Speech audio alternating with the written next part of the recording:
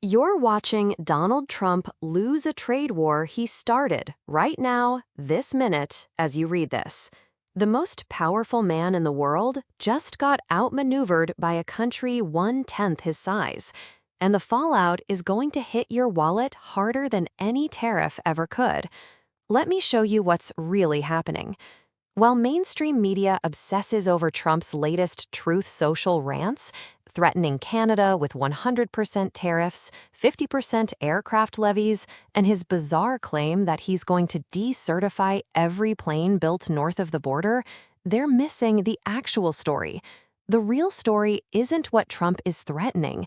It's what Mark Carney just pulled off in front of the entire world, and Trump can't do a damn thing about it. Here's what you need to understand. On January 20th, 2026, Canadian Prime Minister Mark Carney stood on a stage in Davos, Switzerland, at the World Economic Forum and delivered a speech that Trump is still seething about 2 weeks later. Carney looked at an audience of global leaders and said something that should have been obvious to everyone, but apparently wasn't. Middle powers must act together because if you are not at the table, you are on the menu. Trump was at the same forum. He heard those words, and within 72 hours, he had disinvited Canada from his so-called Board of Peace, threatened 100% tariffs on all Canadian goods, and started calling Carney governor instead of prime minister, a deliberate insult suggesting Canada should be America's 51st state. But here's where it gets interesting. Carney didn't back down. He didn't apologize. He didn't even flinch. Instead, he called Trump's bluff to his face. When Trump claimed, "Canada lives because of the United States," Carney shot back immediately. Canada doesn't live because of the United States. Canada thrives because we are Canadian. Then he went on television and said something that should terrify anyone. Paying attention to Trump's negotiating strategy. He called Trump's 100% tariff threat bluster and said he meant every word he said in Davos. Treasury Secretary Scott Bessent tried to save face by telling Fox News that Carney had privately walked back his Davos remarks in a phone call with Trump. Carney held a press conference the next morning and said on camera, "To be absolutely clear, and I said this to the president, I meant what I said in Davos." Trump just got called a liar by a foreign leader in public with receipts. Now, some of you are probably thinking, okay, but Canada's tiny. Trump can destroy them with tariffs. This is political theater. And that's exactly what Trump wants you to think. But let's look at the actual numbers, because this is where Trump's entire strategy collapses. The United States and Canada trade $9.1 billion worth of goods and services every single year. That's not a typo. That's $1.9 billion crossing the border every single day. Canada is the top destination for U.S. goods exports, buying $349 billion worth of American products in 2024. 34 U.S. states sell more goods to Canada than to any other foreign country, not China, not Mexico, Canada. Canada supplies 63% of all crude oil imported into the United States. That's 1.4848 billion barrels per year. If Trump actually imposed 100% tariffs on Canadian energy, gas prices in America would spike within weeks, not months, weeks. The entire U.S. automotive supply chain, which depends on Canadian steel, aluminum, and auto parts worth over $100 billion annually, would grind to a halt. So when Trump threatens 100% tariffs, he's not threatening Canada. He's threatening American consumers, American manufacturers, and American workers. And Carney knows it. That's why he's not backing down. But the tariff threats are just the surface. Let me show you what's really happening beneath all this noise. On January 16th, 2026, Carney traveled to Beijing and did something that Trump explicitly warned him not to do. He made a deal with China. Under this agreement, Canada agreed to allow 49,000 Chinese electric vehicles into the Canadian market annually at a reduced tariff rate of 6.1%, down from the 100% tariff Canada had imposed in 2024. In exchange, China dropped retaliatory tariffs on Canadian canola, lowering rates to 15% by March 1, 2026, and removing anti-dumping tariffs on Canadian canola meal, lobster, crab, and peas. Now, here's where Trump made his first massive miscalculation. When the deal was announced, Trump initially praised it. He told reporters at the White House, "That's what he should be doing. It's a good thing for him to sign a trade deal. If you can get a deal with China, you should do that." 5 days later, Trump completely reversed course and threatened 100% tariffs if Canada made a deal with China, which Canada had already done with Trump's initial approval. What changed? Carr's Davos speech. That's what changed. Trump realized that Carney wasn't just making a trade deal. He was building a coalition of middle powers to counterbalance American dominance, and Trump panicked. The China deal unlocks more than $7 billion in export markets for Canadian farmers, ranchers, and fishermen. It's a massive win for Canada's agriculture sector, which had been hammered by Chinese retaliatory tariffs imposed in response to Canada following U.S. trade policy in 2024. But more importantly, it signals to the rest of the world that Canada is willing to decouple from U.S. economic policy when it serves Canadian interests, and it's working. Since January, Carney has announced trade negotiations with India, the Association of Southeast Asian Nations, and the South American trade bloc Mercosur. He's bragged to Trump about striking 12 new deals on 4 continents in 6 months. These aren't theoretical future agreements. These are active negotiations happening right now. Trump's response? More threats, more bluster, more Truth Social posts calling Carney governor and claiming China is taking over Canada. But here's the problem. Trump has already used his biggest weapon. He's already threatened 100% tariffs, and Carney called his bluff. Let me explain why Trump can't actually follow through. The United States-Mexico-Canada agreement, which Trump himself negotiated and signed during his first term, explicitly protects most Canadian goods from tariffs. As of August 2025, over 85% of Canada-US trade remains tariff-free under USMCA exemptions. Trump would have to violate his own trade agreement to impose the tariffs he's threatening.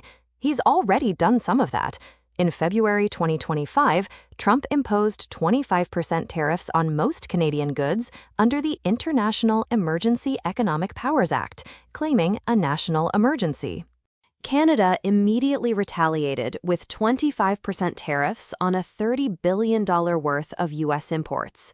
In March, Trump exempted USMCA-compliant goods from his tariffs because the economic damage was too severe to sustain. Trump raised tariffs again in August 2025, increasing them to 35% on non-USMCA goods. Canadian exports to the U.S. fell 16% in April 2025. U.S. businesses started screaming. American manufacturers that depend on Canadian steel, aluminum, and auto parts saw their costs spike. The tariffs were hurting American companies more than Canadian ones. And now Trump's threatening to do it again, except this time everyone knows he's bluffing, including Carney. Here's where this gets really interesting. Trump's latest threat targets Canadian aircraft, specifically planes made by Bombardier. On January 30th, 2026, Trump posted on Truth Social that he's going to decertify all Canadian aircraft until Canada certifies American-made Gulfstream. He threatened 50% tariffs on all Canadian aircraft sold to the U.S. This is where Trump reveals he has no idea what he's talking about. More than half of Bombardier's global fleet of 5200 aircraft operates in the United States. About 23 of Bombardier's sales, roughly $4 billion annually, come from the U.S. market. But here's the critical detail. Those planes are already operating in U.S. airspace. They're already certified by the Federal Aviation Administration, which is run by a Trump appointee. Trump can't decertify planes that are already flying. It's not legally possible. Even a White House official had to clarify that Trump wasn't suggesting decertifying Canadian-built planes currently in operation. So what is he suggesting? No one knows, including Trump.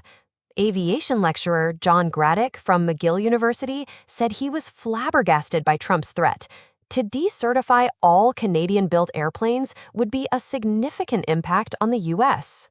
air market, and Americans would probably be very upset with such a desertification issue.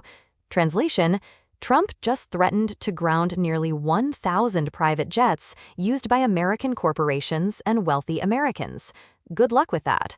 Bombardier has about 3,000 employees in the United States. The International Association of Machinists and Aerospace Workers warned that Trump's threats would put thousands of jobs at risk on both sides of the border. Trump is threatening American workers to punish Canada. Let that sink in. Canadian Industry Minister Melanie Joly responded calmly, saying certification should remain apolitical and that the situation can be resolved. No panic, no desperate negotiations, just a polite reminder that aircraft certification is a safety issue, not a political weapon. Carney's strategy is brilliant because it forces Trump to choose between his ego and economic reality. Every time Trump threatens tariffs, Carney responds by diversifying Canada's trade partnerships. Every time Trump insults Canada's sovereignty, Carney doubles down on independence. And every time Trump backs down from his threats, which he always does, he looks weaker. Trump threatened to raise the tariff on Canada by 10% in October 2025 over an Ontario anti-tariff advertisement. He never followed through. He threatened to impose 100% tariffs if Canada made a deal with China. Canada made the deal. No tariffs. He threatened to decertify Canadian aircraft. Canadian planes are still flying over U.S. airspace. There's even an acronym making the rounds among trade analysts, TACO. It stands for Trump Always Chickens Out. And it's true. Trump's entire negotiating strategy relies on threats that he can't or won't enforce. And Carney just exposed that to the entire world. But here's why this matters to you personally beyond the geopolitical theater. The USMCA is up for mandatory review in July 2026. That's 5 months away. Trump has already said he wants to renegotiate the entire agreement. He wants to place more restrictions on Canada's ability to sign trade deals with China. He wants to force Canada into a more subordinate economic position. Carney is making it clear that's not happening. And if Trump pushes too hard, Canada will walk away from the negotiating table with an entire portfolio of alternative trade partnerships already in place. China, India, ASEAN, Mercosur. Canada is building an economic safety net that doesn't depend on American approval. What happens if Trump actually follows through on his threats and imposes 100% tariffs? Canadian exports to the U.S., which totaled $401.9 billion in 2024, would collapse. Canada would enter a recession, but so would the United States. 34 U.S. states depend on Canada as their primary export market. Gas prices would spike. Auto manufacturing would shut down. Supply chains for everything, from steel to lumber to pharmaceuticals, would break. A TD Economics report estimated that Trump's claim that the U.S. subsidizes Canada by $200 billion annually is completely fabricated. The actual U.S. trade deficit with Canada is approximately $45 billion, or 0.2% of U.S. GDP. That's not a subsidy, that's a rounding error. Canada's merchandise trade surplus with the U.S. is about $100 billion, which represents 3.2% of Canadian GDP. In other words, Canada needs U.S. trade more than the U.S. needs Canadian trade, but the relationship is far more balanced than Trump claims. The bulk of the U.S. trade deficit with Canada comes from energy. Outside of energy, the scales tip in America's favor. But Trump can't impose tariffs on Canadian energy without causing immediate political damage. Gas prices are the third rail of American politics. If prices spike, Trump loses support faster than he can tweet about it. So, what's Carney's endgame? He's positioning Canada as a leader of middle powers that can act independently of both the United States and China. He's diversifying Canada's trade partnerships to reduce dependence on any single country. And he's calling Trump's bluff at every opportunity, forcing Trump to either back down or reveal that his threats are hollow. At the Davos Forum, Carney said something that every country watching this trade war should pay attention to. Great powers have exploited and weaponized economic tools like tariffs. He was talking about the United States. And he was right. Trump's tariff strategy isn't about fair trade or protecting American workers. It's about dominance. It's about forcing other countries to submit to American economic policy regardless of their own interests. And Carney just demonstrated that it doesn't work, not anymore. Canadian travel to the United States dropped 40% in February 2025 compared to the previous year, after Trump's initial tariff threats. A March 2025 poll found that 62% of Canadians plan to avoid traveling to the U.S. for the next year. That represents an annual loss of $4 billion for the U.S. economy. American tourism groups are already panicking. Foreign investors reduced their exposure to Canadian securities from February to May 2025, leading to a divestment of $22.44 billion. But Canadian investors increased their exposure to foreign securities, primarily U.S. equities and bonds, generating a net outflow of $85.9 billion from the Canadian economy in the first half of 2025. Canadian capital is fleeing to safer markets because Trump's trade policy is too unpredictable to price. Manufacturing output in Canada contracted in the second quarter of 2025 as tariffs weighed on cross-border trade. Over half of Canadian manufacturers expect rising input costs to be an obstacle in the coming months. Wage growth slowed to 0.2% in the second quarter, the slowest pace since 2016 outside the pandemic period.